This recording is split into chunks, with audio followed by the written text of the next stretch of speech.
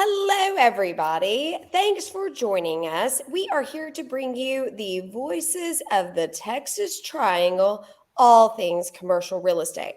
So let's get started. I've got Diane here with me, Marshall, and I am Delee Becker.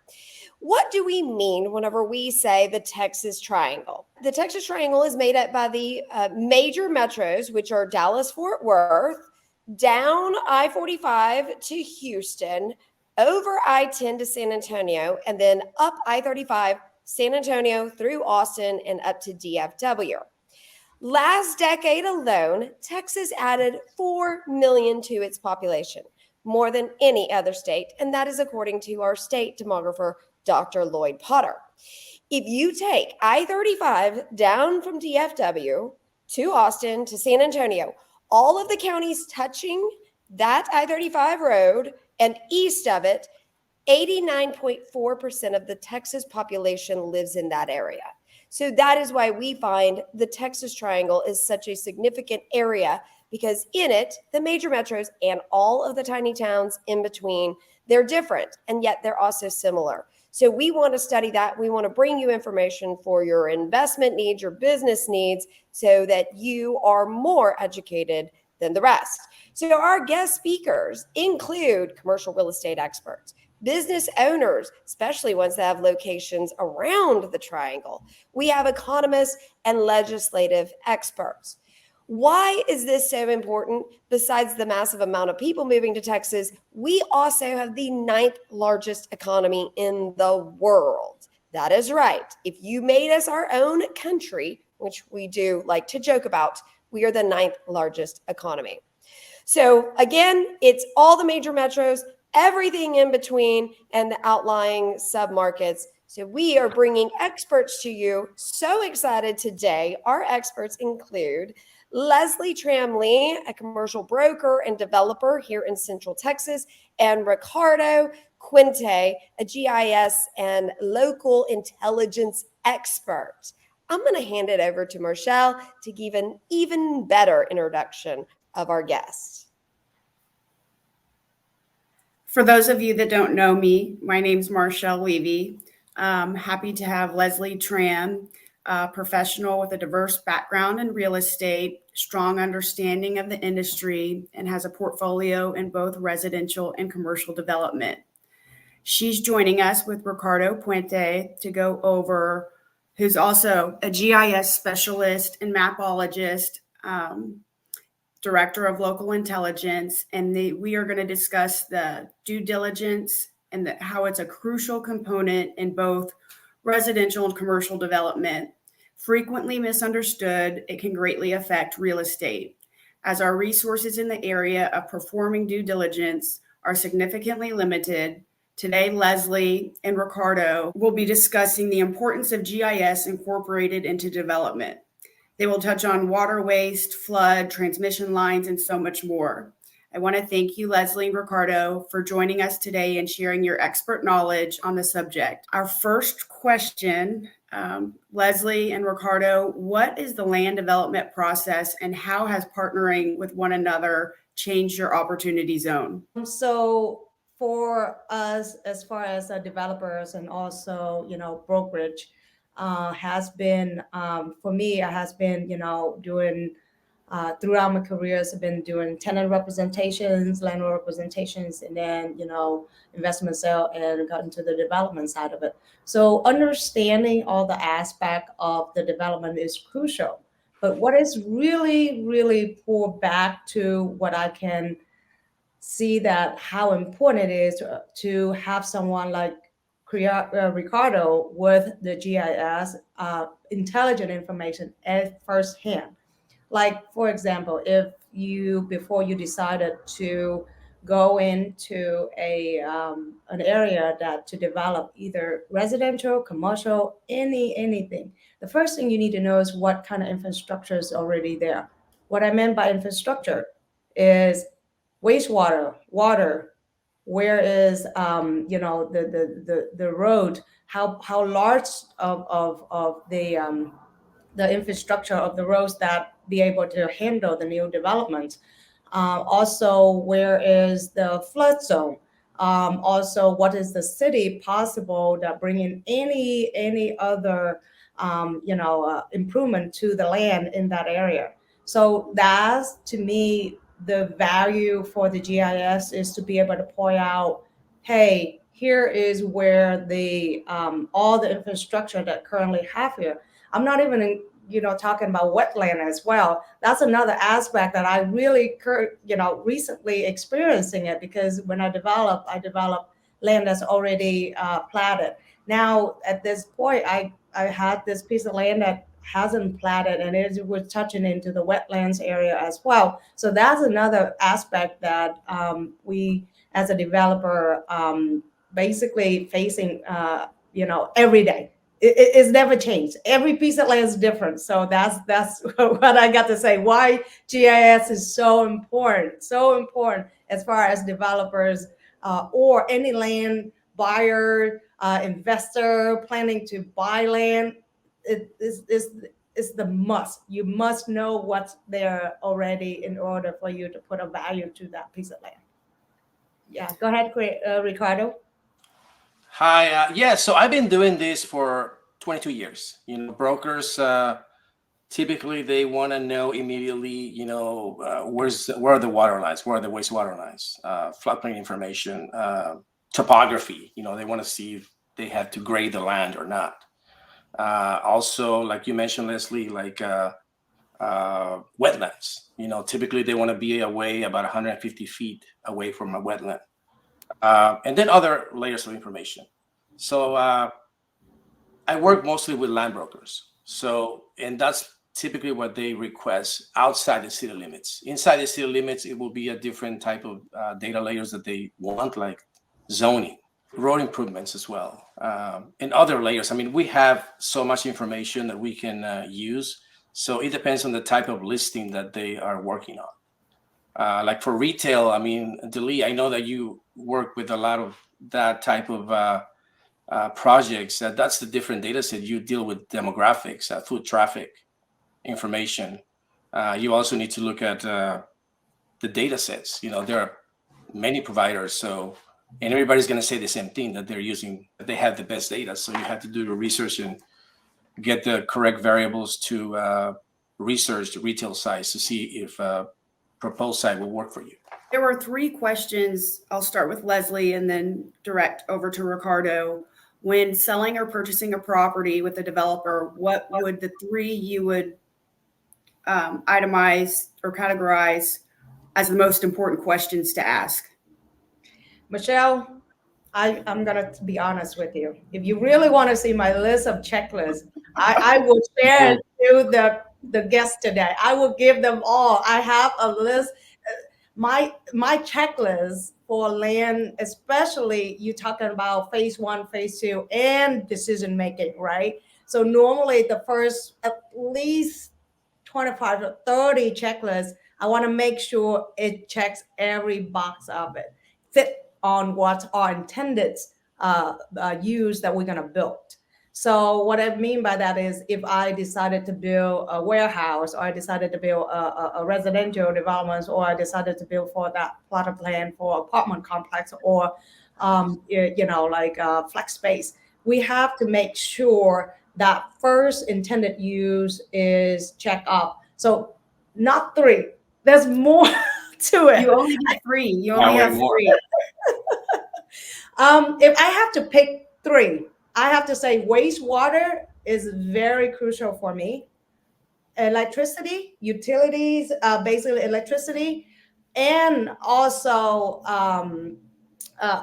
wastewater, electricity, and basically the zoning. So those are the 3. Because zoning, you can rezone it, but it takes so long. It's so much hard going through the rezoning process. So and sometimes it would allow you, sometimes it wouldn't allow you. So those are the 3. If it's there, I would pick. If I get to pick 3, but no, it's not like that. And I'll throw in one that it's surprising that not every piece of land or property has it: access. Yeah, Access, road access, enough access. We had property under contract outside of Harker Heights that only had access off of a private road, and that private road owner was like, "You can't use this anymore." Yep, and the Who capacity. knew? Yeah. Yeah. Yep. And you're talking about traffic, because when you increase traffic, you got to have that traffic plans submitted to the city. And when you have that, as much as traffic going through it, the city will ask you right away, have you have a plan for this? Because if you bring in, let's just say, more vehicle that going through there, 100 and 200 homes in that area, consider that is a lot of traffic going. Is this road going to be able to handle it? Accident increasing, many things that trickle down where the traffic plans has to be in place. And so, yep, it's not just three, Michelle. Right. How important would you say demographics play into that? Absolutely. Demographic has a lot to do with, depends on the type of use that you put in. Let's just say if it's residential, you would looking at to see the area where are you going to build affordable housing, or are you going to build a high end housing? And so that play into the area where you bring in when you start marketing your products, you understand those area, the income level, the spending habit, and also the cost of living in that area can be afforded or not. So the demographic is ideally the key. The populations is ideally the keys on the product types that you need to consider. But that's another, it's outside of the note of the GIS. For us, GIS is the physical it touch 80 to 90% of physical aspect of the land that you can put a value to it.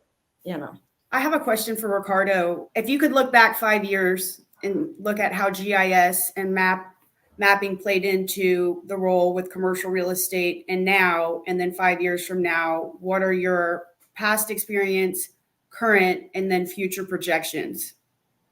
So a lot has changed in the last 5 years. I mean, we were using desktop software to do mapping and to do GIS work. But in the last 5 to 7 years, everything is moving online. We use ArcGIS Online, which is owned by Esri. We put everything on a web application now, and we can put a lot of data, and it's very accessible now for brokers, for our clients. Before, they would just get a PDF map. That's it, or demographic reports. Yeah. So that has been the greatest change in the last few years, which is everything is web based now.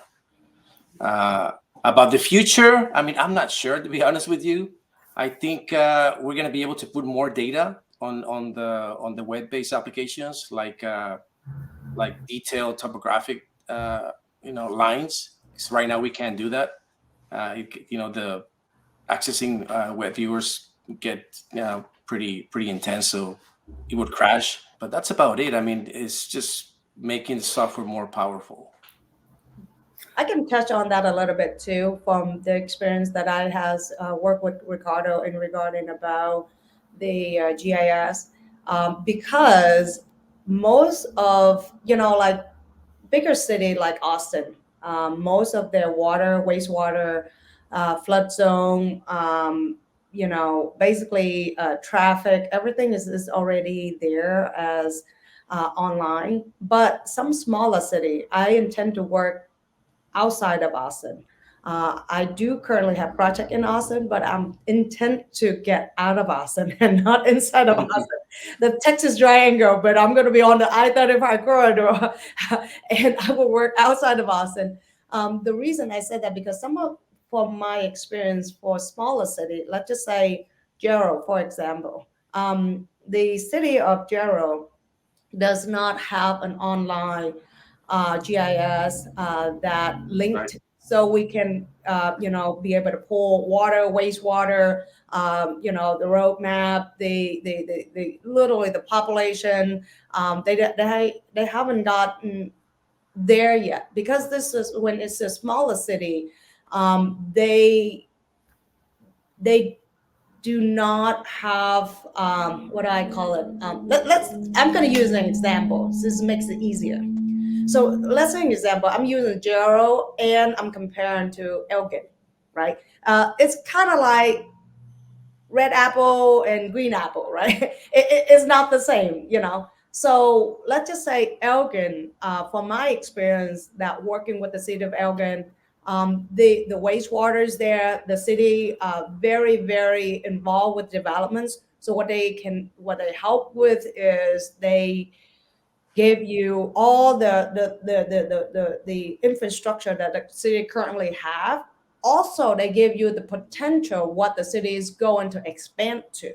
Let's just say wastewater. Where are they going to expand the wastewater? Where are they going to expand the road? Where are they going to expand it? So then they can put the date on it, so you can, as a broker and a developer, you can look at it and say, okay, if I buy the land today, I'm sorry, I can develop it by 3 years from now, 2 years from now. I can put the shovel on the ground and this road will be extended and it will help me to get there. So they have a plan in place versus of Jero, where we send an email and we asking for, hey, may I have your wastewater plan? May I have your, utility plans? May I have your, and then 2 weeks later, we're experiencing the response back very nicely. Here you go. But there's nothing you can find online. So when you start developing in smaller city or start buying land or buying property that you think you're going to redevelop in a smaller city, the first question you're going to ask yourself, how much infrastructure is there? And that's why GIS like Ricardo be able to pull information for you and give you at least those information that you can make a sound decision. And that's I told, this is our first hand.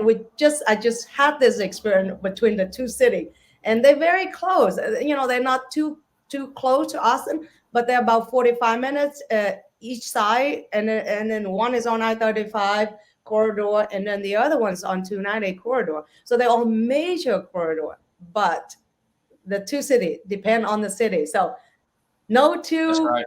No Right. two cities the same, no two projects the same. So you can't just come in and assume it's the same. Yeah. Yeah, so yeah, the city of Gerald, they have experienced explosive growth in the last 5 years. And I have mapped like half of the city's water and wastewater lines because of all the requests that I have gotten from brokers. But yeah, it's tough for them. They're hiring a GIS analyst, and hopefully they can set up a great GIS System, yeah. Yeah. Yeah. And So let me ask you that. Hold on, sorry, Ricardo. So your GIS maps are actually being built as you're being requested of information. Exactly. Yeah. Okay, so it's not some magical map system that's out in the cloud that you can go and find it. What you have access to is because you built it upon request. That's right. Yeah, I've been doing this for this started with a client about 4 or 5 years ago, and they requested, maps throughout Texas. So I have data in many places, around the state, and I do map the water and wastewater lines in my GIS database, and I record the date and everything where I got the information, and then later on we can use it for other projects. Yeah. Yeah. Man, am I glad you're on this podcast. Of the Texas Triangle podcast, because to this day, whenever I want to know water lines or electric lines for City of Austin, I go down to the department. I mean, I still do it by foot. It never dawned on me you had this information. I have the Or if data. you I'll haven't show it to you. yet, you'll go get it. So Yep. you're the Wizard of Oz behind development.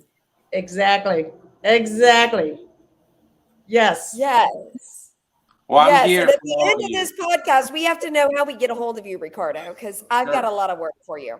As far as GIS goes, what are some challenges or any pushback that you've received or in helping this process? As we're talking with Lezlie and I'm in land development as well, I know that there's sometimes pushback on different levels, and then there's also resources that roadblocks that you must come into. Is there something that you can say to that as how challenging it either has to overcome this, making those maps, or to Marcel's question of the future, because this is a lot of data information that you've built, and getting those, that's got to be challenging. So Lezlie was talking about water, wastewater lines, how we put that data on a web application. And I would say that 2 years ago, we couldn't put a lot of the data that we are publishing right now, because I don't know exactly how Esri is doing this, but now we can put a lot of water, wastewater data from, I have San Antonio, Houston, Austin, and many other cities around Austin that we can put on a web application, and it just works very well. So that has been the issue in the last few years, is how we can put everything on a database and make the viewer not crash, because it would crash 2 years ago. Also, Diane, another issue is timing. When we get data from MUDs or smaller cities, it takes a while, and brokers, they need the data as soon as possible. I mean, Lezlie requested a map, and it took me 4 weeks to get it. Yeah. But finally got it, and it worked. But I don't know how it affected, Lezlie or my other brokers. So that's an issue, timing to get the data on time. MUDs, they're not public entities, so they don't have the responsibility to get our request within 10 days, which that's the typical amount of days, from a public institution. Yeah. Right. Which is What interesting. about- You realize that to the general public who are looking at, they hear announcement that a new development is coming, whether residential or commercial. Why is it taking so long, right? Years. But this is what step one of just the beforehand. We haven't even touched the feasibility aspect of the other things that go along with building and the cost and other structures. So I think this is a big, huge eye opener to a lot of our audience about really what it goes into when things are being developed, and especially in a growing area where we've had, after COVID, and an increased amount of resources we used to have, and just for building wise we didn't have, and you've got to mold it all together to make this big project happen. And as we can see, it takes a long time. Oh yeah, and brokers, they want the data now, so that was Right. the problem. Yesterday, right? Yesterday. Yeah. Yep. We sure do appreciate you, Ricardo have and Lezlie, because we're on the same part, but that's a whole other beast, and we just love that you're out there doing that for us. Thank you, Ricardo. I that's why when people don't realize how important it is with the data informations that you actually have on hands, and those are powerful because that's a starting point, right? That's a starting point. What is already currently there that you can actually put a value to it, because it depends on, let's just say, not a developer. Let's just say you are a land broker or you're a landowner. You need to know what you actually have. You know what kind of diamonds you have there. What class is it in? How can you sell it on the highest? What's the clarity? The clarity of it, right? So it's the same where you have to see what there, and then it's come to the developer like us. We ask the question, what's the highest and best use for that land? What kind of populations is it in? What kind of products am I put it into, this area? And also, how can I contribute to this growth to help this community as well? And then sometimes the city said, I'm not ready for this project. This is too big for it. And I don't have enough water. I don't have enough, like using an example, Huddle, right? Samsung put that big project there. The city of Huddle has to work on to get them their private water, because if they can't, the current water capacity is not able to supply for that project. So those are the things that, I built smaller scale. I built between 2 to 5 acres criteria. So I intend to stay in the smaller side of a project, 3,500 square foot to 55,000 square foot, and that's my criteria. But within that, those questions I always ask: is there enough wastewater to go through it, and be able to bring the pipeline and be able to drain there? We also talking about detention pond, regional detention pond, versus you have to put in a detention pond. Underground detention pond is going to cost an arm and a leg. And I have 2 projects right now that I have to put underground detention pond in there. But in terms of that, I can add on parking surface and regain some of the space back. So those are the things that we always. One thing about developer is you have to look. How I view a developer is that you can't just look this one like forward like this. You have to always turn a 360 ground degree, and your head's always turn this 360 ground to make sure that is everything accordingly to the plan. Because here's the plan, but after the plan, is the markets ready for it? Is the wastewater ready for it? Is the city allow you to do it? Is the financial? Is so many aspects that you bring into the development and make it a successful development.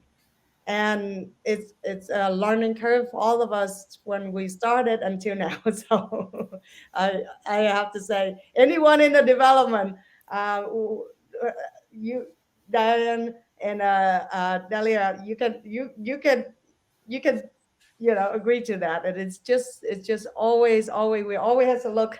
Oh my gosh, where are we at? Yeah.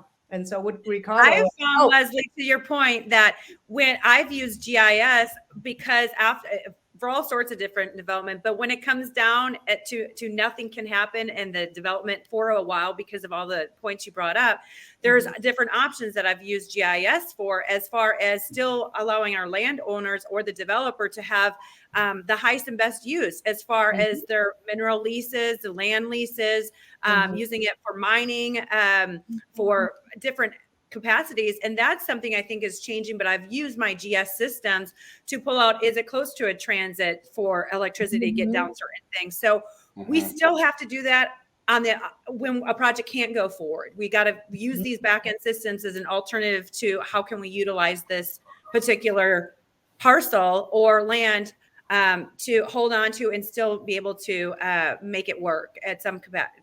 Later on, I guess I would say, but you don't want to give up the land. Nobody does. They can't make it anymore. You can't make it anymore. No.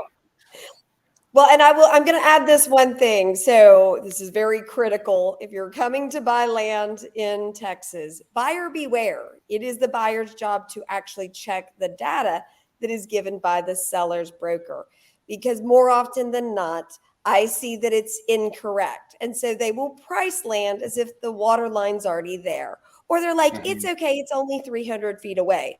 Do you know how much that costs to bring the water to the site? It's very, very expensive. So just remember that. We want you to come to Texas. We want you to buy land, but don't rely on the seller's broker, because we don't know if they pulled up GIS. We don't know if they checked with the city and all of those things. So you might talk yourself out of buying land. I talk myself out of buying buildings all the time because they're simply overpriced. So you have to do your own due diligence. Yeah. Phase 1, due diligence with the professional. That's what I suggested. Would not go without buying the land, scene and say, oh, they said, is it already there? It's already checked. Well, here's the information. Now go ahead and you need to go and have someone go verify the information. And actually you have the second, whoever on your team as the due diligence team will check that box and say, oh, here's the information the buyer gave us. Let's verify it. And that's the key. Yep. That is key. So I have a question for you, Lezlie. So in Austin, Texas, for instance, if you get a building under contract, a 5,000 square foot retail building, at most you're going to get 30 days for due diligence. If you are buying land in Elgin, how long of a due diligence have you seen? Can you get more than 30 days? Can you get 60? Land, absolutely. No one's would put the land under contract less than 60 days, unless if it's 60 days, that's a shuffle ready. Mhm. I mean by that is already platted, it is a platted lot with all the utilities already there. It's a pad site. That's a 60-day. But if it's not a pad site, we'll go back to what it means as a pad site. But if it's not a pad site, if it's actually a platted lot of land, then I can go for 90 days. And then I usually ask for 1 or 2 extension. It depends. Because if it's one extension, that means that, you check with Ricardo first before you even put it under contract. Okay. That's I usually would go and say, Ricardo, where's the water? Where's the wastewater? We do Mhm. our own due diligence, pre due diligence before we even try to put that under contract. We as long as we have the address, we have the lot and the plot, and we'll be able to pull those information out. Then after that, then you check, you put it under contract and try to figure out if this land is feasible for you to build what you intended to build for. Let's just say a strip center. If you don't yield, let's just say it doesn't have a regional detention pond, then you have to carve out another half acre for that. So now you're talking about 5 acre, you have 4.5 acre. You don't build it, you can't build it the size you wanted. You didn't get the yield you wanted. Then technically you can negotiate the land down, or or if like 2 years ago you can't negotiate, then you just have to walk away if your numbers doesn't work, right? Um, Mhm. but if it works and they agree to it, and typical, in developments, you do have to have a percentage uh, fee for the land value, and then your staff cost and your hard cost, and then your margin, right? So I work backward. I work as a margin first, and then I make sure that the land cost, the hard cost, the soft cost, and they go to the hard cost. Hard cost for the last 2 years. Think about it. All construction. If you buy a piece of land and you're using a number 4 years ago, you can't just use the number a year and a half, 2 years now, because the metal, even with labor, is triple of what we actually have. So that's another things that a lot of people buying land without doing all the due diligence. But I mentioned earlier, it's not just, you know, 3 criteria. No, it's a checklist of the first, I call it a phase 1 due diligence. And then when it passed the phase 1 and we go into phase 2, make sure the feasibility of the land and the number will work, and all the costs that we run projected to be, work for the project. Then we go into closing. When we go into closing, we do deep dive into what's going to the land. But you know what? It never run 100%. So just to be honest with you, everything that I budgeted, this is 100%. I always just give at least 5 to 10% room to, in case if as a wetland I didn't know, then it cuts your margin, your profits down, of course, because you're losing land and things like that. So it's a fun industry to be in, but it takes a lot to be able to manage a project and bring it to completion.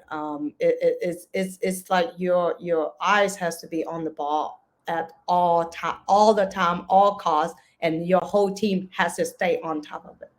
Yeah, when you start running costs. especially. Does it, Dalee, Diane, do y'all have additional questions for Ricardo or Lezlie that you would like to field? I will ask one question. I don't know if you're going to have the answer, but just give me your best guess. Let's take the 5 major metros in Texas: Houston, San Antonio, Austin, Dallas, Fort Worth. Of those 5, which do you believe is the easiest to develop in? Like in the city limits? That's my question. Yes, that's Okay, a good like question. in the city limits, you've got to get a site plan, etc. I'm going to venture to say, of my knowledge, Austin's the worst by a lot, the worst. I have to Which agree one's to that. Yeah, which one's the easiest? And it's significant for me whenever I'm looking at buying across the Texas Triangle. You have to know there's a huge difference. And then Absolutely. that creates challenges and it creates opportunity. So, which of those 5 major metros is the easiest to develop in? For me, I'm going to take the first guess, but I'll let Ricardo chime in on that. But I don't have an answer, Lezlie. I think you answered it yesterday, so I know what you're going to say. So go ahead. Yeah.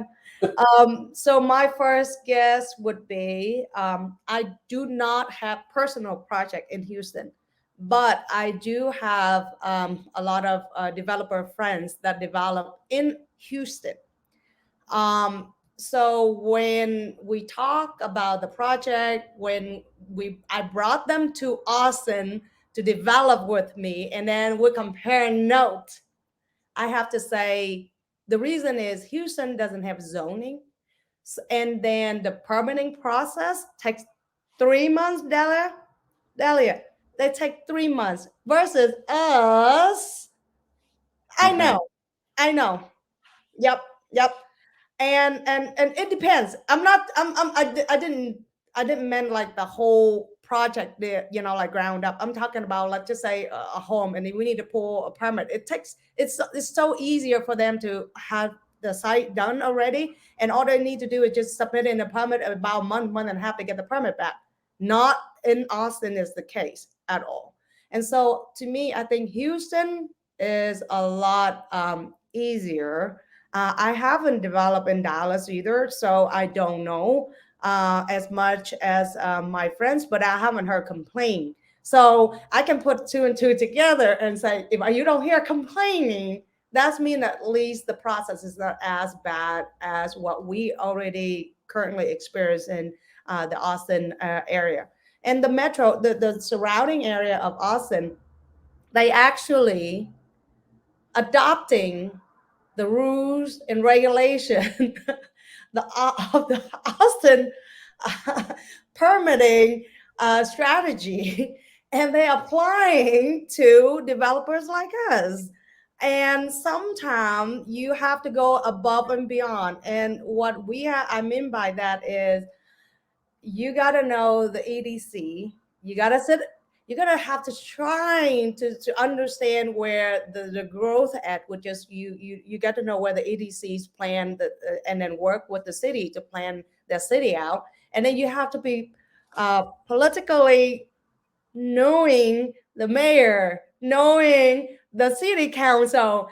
You got to get out and vote. You got to go support them in order for you to be able to get the response from the city. Hey, where are we at? And it's very challenging. And from my experience right now that I'm feeling from other city, that the 3 city that I have my current projects at, this is what the answer through from the city that I experienced from the development department. Since COVID happened, a lot of people moving around. A lot of people, the city, the current people that is not there, they bring in new people. They have to train people, and sometimes they're short staff. Like instant Pflugerville, they turn around and told me they're very short staff at their development department. So what had happened is they pull people to different direction, and even you send information to them, mail get lost, email get lost. You keep following up, and they get frustrated. Another experience that I felt like right now is that when the new people come, they do not want to take responsibility by approving you something, and after they approve you something, they don't want to get the fall for it, that because they are the person who approving it. So now your application or your request is going to sit on the queue until they get further notice, or they have enough people to catch up, and they're going to have to go ask one or two other layers in order for them to respond. So the responding time is 3 or 4 months out, 2 months out. One of my clients is going through council, trying to apply for a special use permit. The city say that you have to go through a special, go through the city council for the voting in order for them to get approved. After that, we sent in the information in February. They said, we'll get you in March for the meeting at the city. And the response back from the city was, we follow up to see if we would be able to get into the March meeting. This is here the response from the city. Well, we overlooked your email. We knew that you sent, and we acknowledge we overlooked your email. We can't get you in March. Now we're going to move you into May. My client's already out of a lease. He got kicked out from the landlord that sold his building already. So right now he has nowhere to go but going home and waiting for his space to be approved by the city council. These are challenges. I know you're definitely not alone. And this also goes along the lines of all development and during the process too of ones that are already in the building process and just this. So it is challenging on the development side and on the ones that are currently under process of being developed. So it's something, you're right, Lezlie, we're hopefully being involved at your local and national level of and making sure that these things eventually can be shorter amount of times and we can have a better process. That's the ultimate goal. Thank you so much, Lezlie and Ricardo. We appreciate y'all so much. This has been just the tip of the iceberg. I know we could go into so many different aspects into it. We really admire you guys for number one, Lezlie, you being able to just go in there like a beast and say, hey, this is what I got to do. And Ricardo, thank you for all of your mapping, because it's so amazing that you are able to create and do this. That's an art and it's a skill that we as developers and in the commercial industry appreciate your skills. And I will definitely be reaching out more often to harass you. Yeah, anytime. So, and we can find you guys, you're on social media, on LinkedIn. Our website, we will be posting this on our website. So if anybody would like to get in contact with either Ricardo Puente or Lezlie Tram Lee, we will have their contact information for you. We thank you all for listening in today. I'm going to close out. Delia or Marshall, do you have anything to say? Final thoughts? I just want to thank Lezlie and Ricardo for joining us and sharing the information that you shared. Thank y'all. Yes. Thank you both for your time, your expertise. And the thing I want everybody to know, if you're coming to Texas or you're already here to develop, to buy, etc., clearly you will make some money if you buy right, but please be patient. We don't move at the speed of light because we have such explosive growth here. We can't catch up with it. So please be patient. And if you do that, you'll get to buy some things, you'll get to develop some things, and you will make money like we've been doing for decades here in the Texas Triangle. Follow us, and we hope to see you on LinkedIn, Facebook, Twitter, and YouTube at the TexasTrianglePodcast.org as well. All right, y'all have a wonderful day, and we will talk soon.